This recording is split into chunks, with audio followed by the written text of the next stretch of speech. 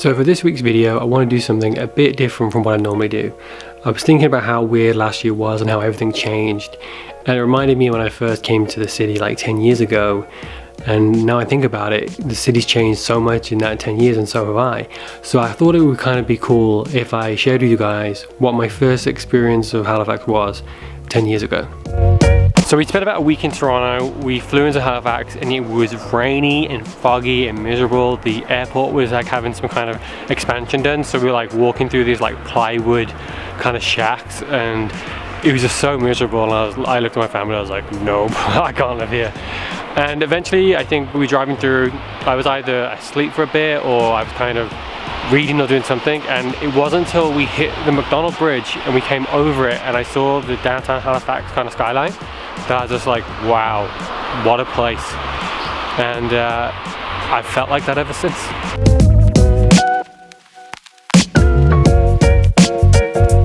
Like I said, I was talking about the city changing. We actually stayed at this building behind me, except it wasn't this building. It used to be the old Citadel Hotel that's been torn down, and this has been built in its place. But that's a nice hotel, and that's kind of when I first discovered that even though I'm English and I speak English, and in Canada they speak English, we speak two very different versions of English, because it took me about 5 minutes or 10 minutes to figure out why I couldn't get chips with my steaks, because I had to call them French fries. But that morning I got up really early because I wanted to explore the downtown, and as I was leaving, the doorman said, "Enjoy the buskers," which I had no idea what that meant, so I thought it was like top of the morning to you, and I went on downtown to kind of the waterfront because I wanted to go and see the ocean.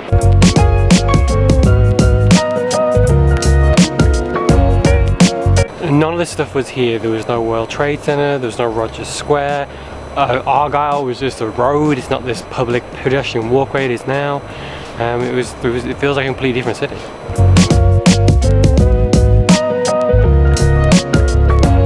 So I eventually got to waterfront, very short walk, and as I was coming down, there was like, firstly, none of the stuff that you're seeing over there was there. It was just like a giant open car park, and there was Murphy's kind of set up for where they do their cruise tours and stuff, and I was like, oh, that's cool. And there was some people like kind of gathered around, but not really that big, but I didn't realize how far, I didn't realize I was at the end of the wharf. And there was just a guy sitting like on a bucket with a guitar, and he had like big boxes around him, and I didn't really know much about what it was, so I kind of walked past him, and he was like, "Hey man, I love your pants," which again, being English, I thought he meant my underpants, so I was really confused. And he started talking about them, and they were literally just camo pants, just like cargo shorts with pockets on them. And then he started to serenade me about my trousers, which again was really, really weird. So I thought, I know how I'll make this stop. I'll give him some money. A game of tuning. Turns out that would get you 5 more minutes of someone serenading your trousers. What I didn't realize once I left, as I came round, I could see magicians and musicians and dancers and people doing kind of like street art. And what I'd stumbled upon was the Buskers Festival, which is what the doorman had said to me was enjoy the buskers. But I didn't know what the buskers was. And that was my first kind of experience of the Buskers Festival. And man, did I have some fun.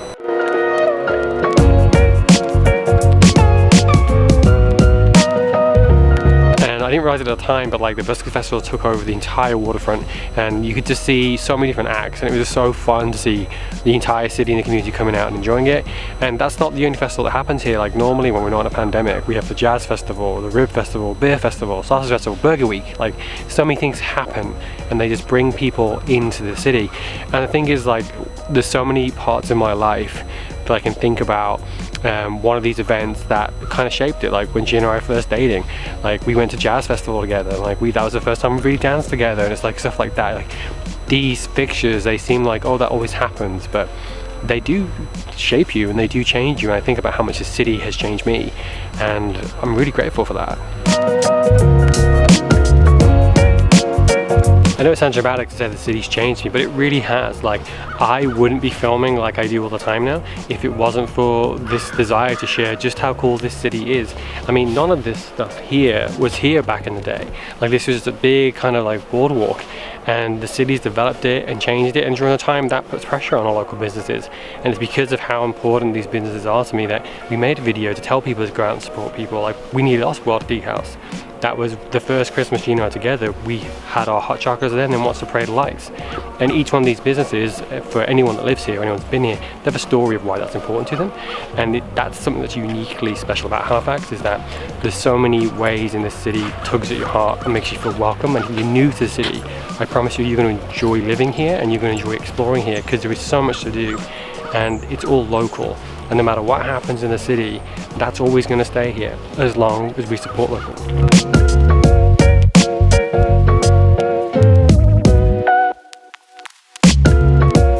It is surprisingly quiet to be downtown.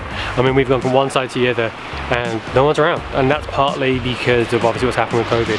And I know people are like, oh, it's the new norm. I actually hate that expression, and I hate it because it feels like we're normalizing something that's really not great. I mean, we should be able to be in a situation where we can be out and about and be safe, but I know why we're saying a new norm, so that people don't, you know, fall into bad habits. But I feel like we have an opportunity to build something that's kind of better, where we can, you know, engage as a community and do it safely. And I'd love that kind of conversation start focusing on how we can get back into that space where we can, you know, do events outdoors and we can get out into local businesses and enjoy them more, but still doing it safely. Every time we're downtown, we try and go and find a local business that we can support locally, whether it's just buying a coffee, having a meal, because, like, again, so much of my memories of the city are formed around these businesses and the experiences and the events I've been able to enjoy down here. And I can't wait till we get back to that. I know we're gonna have to be patient, but it's gonna be so much fun when we can actually, you know, get back out to just enjoying Halifax, what Halifax is meant to be. And my early experiences at Halifax were so great, and they're still awesome now. COVID's kind of put a damper on everything, but I can't wait till we get past this COVID stuff and we can go back to enjoying the Halifax that I know and love.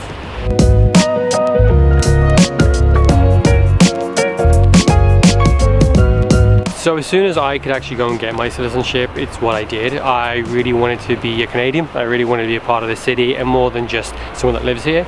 And it was a good way for me to kind of give back, or that's what I felt like I was doing. And truthfully, moving to Canada will be the second best thing I've ever done in my life. The first being marrying my wife. I'm so incredibly lucky to have met her and have the life that we have together, but I only have that because I moved to Canada, so it's kind of like you can't have one without the other. And being a citizen was something that I was so proud to have done, and I had to work for it, and I was really glad I got it, because being in Halifax and being part of the community is something very special, and a lot of that starts from supporting local. Like, no matter how the city changes, the community that's here is always going to be here, and we get to choose the kind of community we want to be. And I know during this pandemic a lot of that's been supporting local, and I'm really keen to keep that going. So thank you all for listening to my story. It may have been boring, but it's just something I've always wanted to share because I've never really told it before. So thanks for watching. Don't forget to like, comment and subscribe to our YouTube channel, and if there's any way you think we should make a video or anything you would like me to talk about, whether it's moving to Canada or part of the city, please let me know in the comments below. So thanks for watching, and we'll see you next week.